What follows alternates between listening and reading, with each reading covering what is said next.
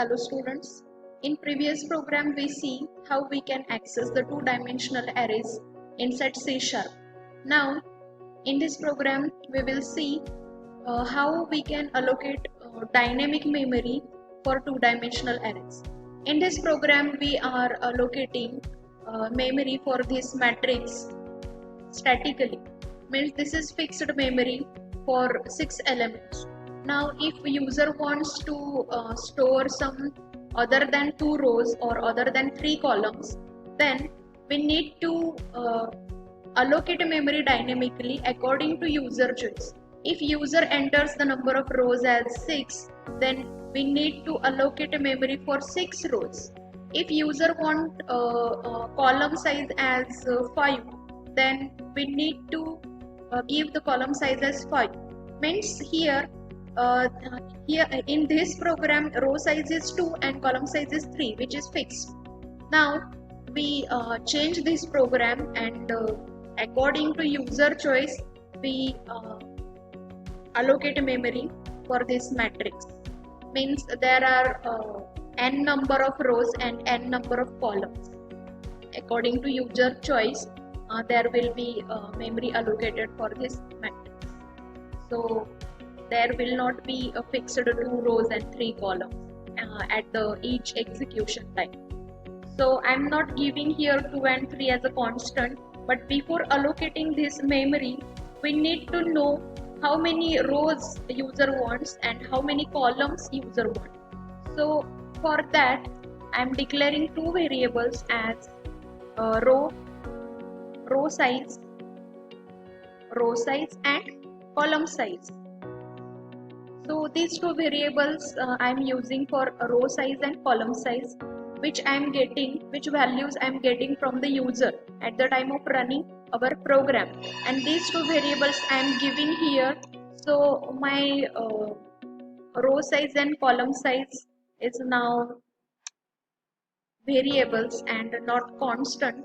So according to row size and column size values, my memory will be allocated for this matrix. If row size having the value as 5 and column size is having value 7, then my matrix allocated memory for 5 rows and 7 columns. So according to this row size and column size, we allocate a memory for this matrix dynamically.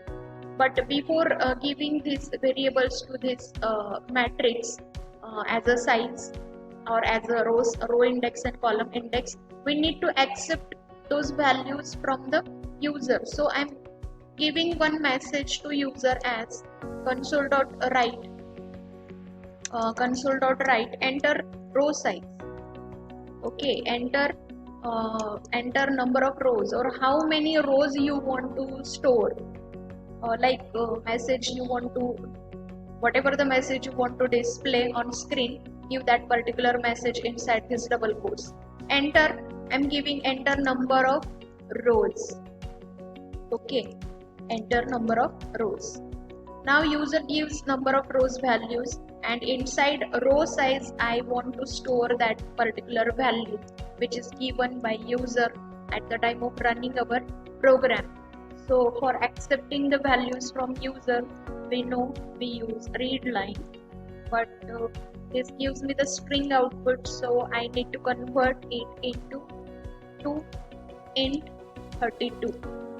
So string value converted into int and it stores inside this row size variable.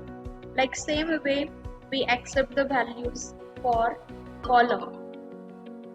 Okay, so enter number of rows and now enter number of columns, and column size I need to store inside column size variable.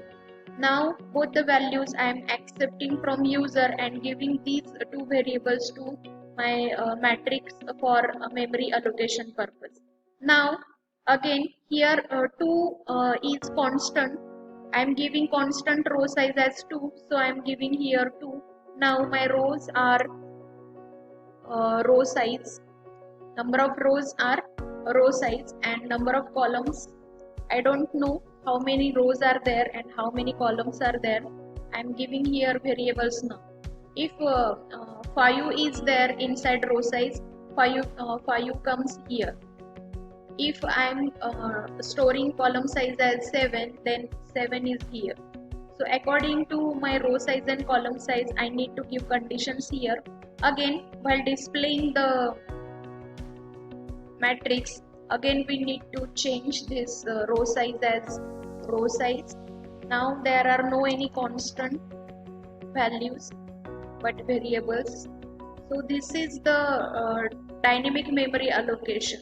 According to user choice, there will be allocated memory for my matrix.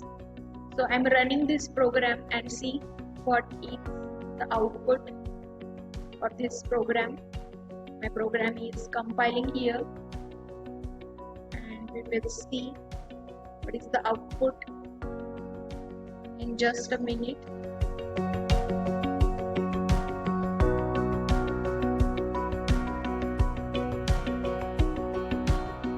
Only this message we need to change. Now my matrix is not 2 by 3 actually. Enter number of rows. If I am giving a number of rows as 3 and number of columns as 4, then I need to give 3 by 4 matrix elements 1 by 1. This message we need to change here. Now what message I need here? 3 by 4. Here 3 by 4 I want to display 3 by 4 matrix elements. 3 by 4 matrix means 3 rows and 4 columns. So 3 into 4, 12 elements I need to give here. So I am giving here 12 elements 1 by 1 as like this. I am giving 12 elements, and this gives me the output in matrix format. See the here 3 rows and 4 columns, right? 3 rows and 4 columns. Now if I am running again this program, but before running I am changing this row size and column size, which is here constant, but I instead of constant value I am giving row size, then row size by column size.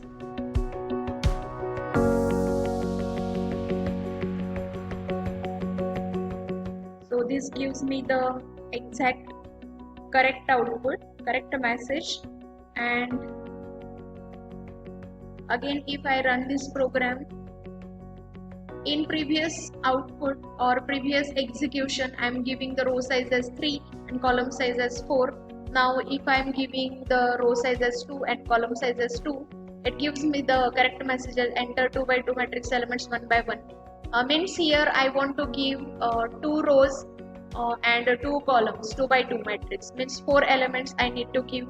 And if I am giving 1 1 2 2 3 3 and 4 4, then it gives me the matrix as 2 by 2, 2 rows and 2 columns.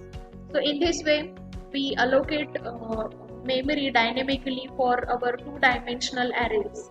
In this way, instead of giving the constant size, here memory allocation done, and I am giving here variables instead of giving the constant values.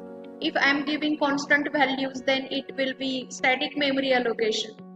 So I don't want a fixed or static memory allocation, but according to user choice I want to allocate memory for this matrix. Okay, so I'm giving here variables instead of giving constant. So this is the concept behind a dynamic memory allocation for 2-dimensional arrays. If I want to declare 2-dimensional array, then I'm using here single comma. If I want to declare 3-dimensional arrays, okay, 3-dimensional arrays, there are multiple dimensional array concept. If I want to declare 3-dimensional array, then I need to give double comma. Okay, double comma, and I need to give 3 indexes: first index, second index, and third index. For 3-dimensional, 3 index we need. And for accessing the 3-dimensional array, 3 for loops we need to use. So in this way you can use three-dimensional arrays as well. Also, we can declare this two-dimensional array as well as initialize in single line like this. Inside curly bracket, we need to declare number of rows. If I want to give 3 rows, then 3 curly brackets inside outer curly bracket, and inside first curly bracket we need to give first row element as like this. Then I am giving 4, 5, 6, and if I am giving here 7, 8, 9. So in this way we can declare 3 by 3 array. There are 3 rows and 3 columns. In this way we can declare two-dimensional array, also initialize it. Okay, at the single line we can allocate memory, also initialize the elements. Here we need not to give the row size and column size. According to these initialization of array elements, it gives C# compiler text the row size is 3 and column size is 3. So according to your number of elements, number of rows and number of columns, it automatically, compiler automatically takes the number of row size and column size. So in this way also you can declare the two-dimensional arrays plus initializing the elements inside this matrix. But again, this is the static memory allocation. This is fixed, 3 rows and 3 columns only. We can't change the row size and column size further. So this is static memory allocation. But if I am only declaring the element, and according to user choice I am allocating the memory to this matrix, then it becomes dynamic memory allocation. So in this way you can use the two-dimensional arrays or three-dimensional arrays inside C# and access the elements by using a comma. Before comma you need to give a row index, and after comma you need to give column index. If there are three-dimensional array declaration, then you need to give 3 index, means again you need to give after second column comma and third index if it is a three-dimensional array. So in this way you can declare the elements or declare the matrix for two-dimensional array or three-dimensional or multi-dimensional array. So this is about multi-dimensional arrays in C#.